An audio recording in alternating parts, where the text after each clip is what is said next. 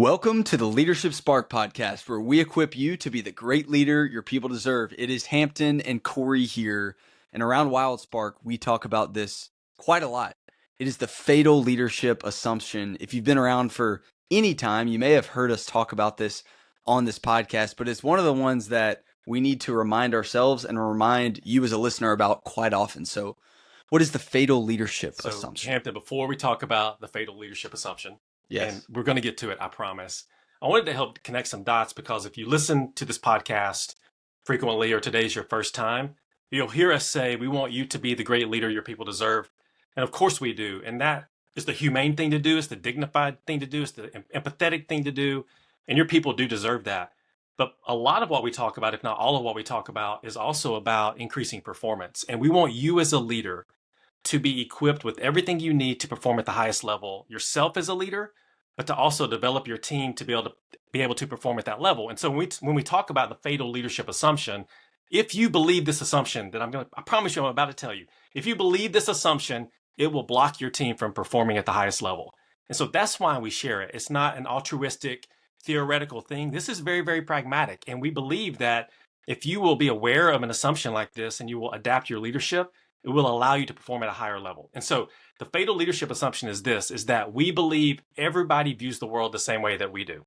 And so I don't know about you, Hampton. It doesn't take very long for me to realize that everybody doesn't view the world the same way that I do. And so let me make that more practical.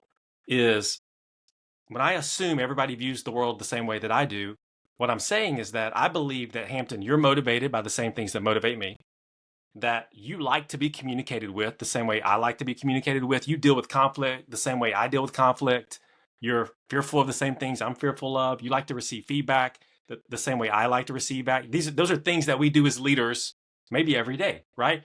And so if we assume that everybody views the world the same way that we do, or let's take feedback, everybody likes to give and receive feedback the same way that I do, then we will quickly hit a wall, because the reality is what? Everyone's different. They don't. Everyone is different. And so as a leader, we have to learn to adapt our leadership style and the way we engage to the person that we're leading. And I ran into this 2 weeks ago. I was having a conversation with someone outside of work. This had nothing to do with work. It actually had to do with baseball. And we were talking about coaches and how this coach is trying to get the maximum performance out of the players on their team. And at the end of the day, what it came down to was that I started talking about the fatal leadership assumption. I didn't use that language, but talking about how you have to lead everybody individually. And this person, who's very well connected and well known, said, that's very rare.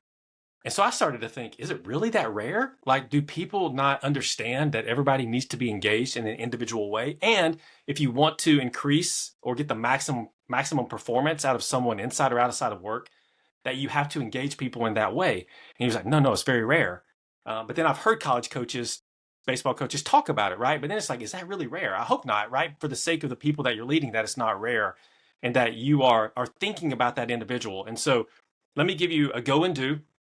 And the easiest thing to do whenever you run into the situation to where you're either in an unintentional way or intentionally assuming everybody views the world the same way that you do, is to ask the question.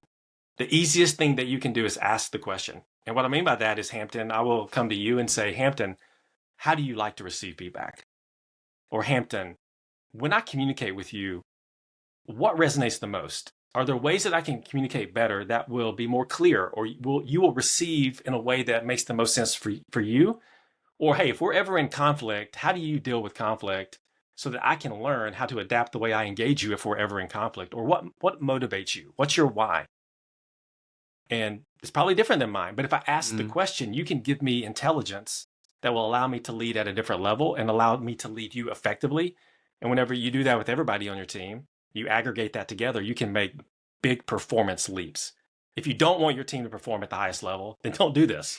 If you don't want it, then don't do it. Assume everybody views the same world, treat everybody the same, but you will see the impact on your team, and you will see the impact on yourself as a leader as well. And so the go and do, Hampton, for you and me, help me. Let's not assume everybody views the world the same way that we do. Let's take the time to ask the individual and to lead the individual in a way that will bring the best out of them. Let's do it.